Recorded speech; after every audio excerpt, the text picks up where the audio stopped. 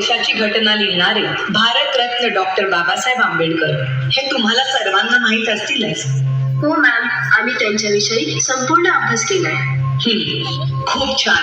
पण संपूर्ण आयुष्यभर त्यांच्या मागे खंबीरपणे उभ्या राहणाऱ्या त्यागमूर्ती म्हणजेच त्यांच्या पत्नी माता रमाबाई भीमराव आंबेडकर आज मी तुम्हाला त्यांच्याबद्दल सांगणार आहे.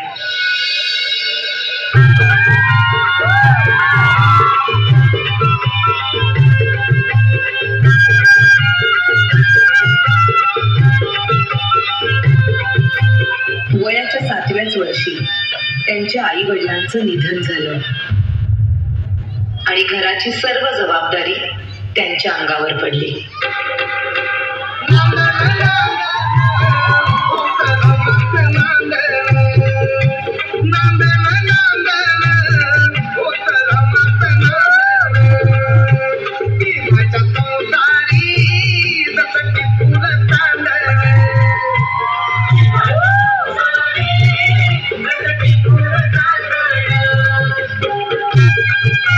त्या काळी बालविवाह ही प्रथा प्रचलित असल्यामुळे वयाच्या 9व्याच वर्षी त्यांचा विवाह भीमराव आंबेडकर यांच्याबरोबर झाला.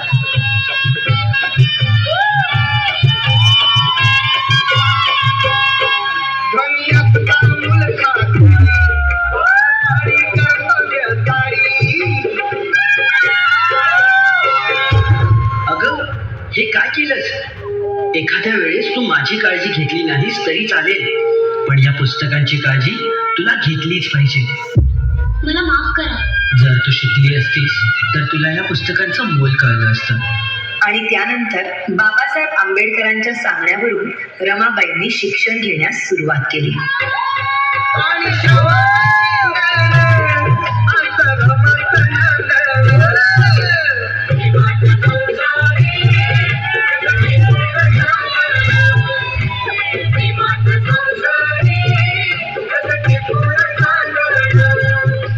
पुढच्या शिक्षणासाठी बाबासाहेब आंबेडकरांना परदेशी जावं लागलं, म्हणून रमाबाईंनी संपूर्ण घराची जबाबदारी स्वतःवर घेतली.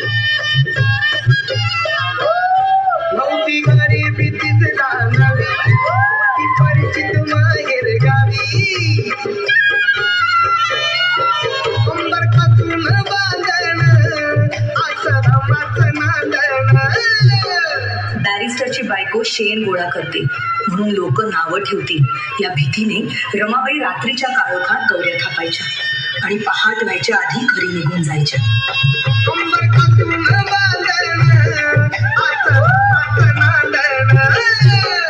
पण मॅडम, रमाई केव्हा झाली?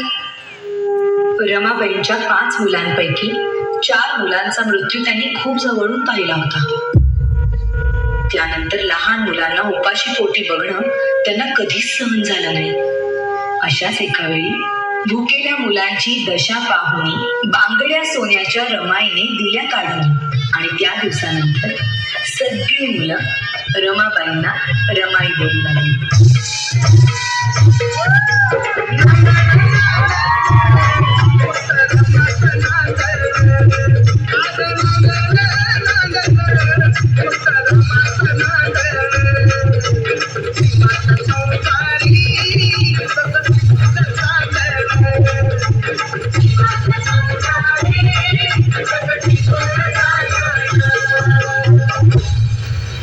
प्रेम, माया, त्याग अशा अनेक गुणांचा संगम म्हणजेच माता रमाबाई भीमराव आंबेडकर.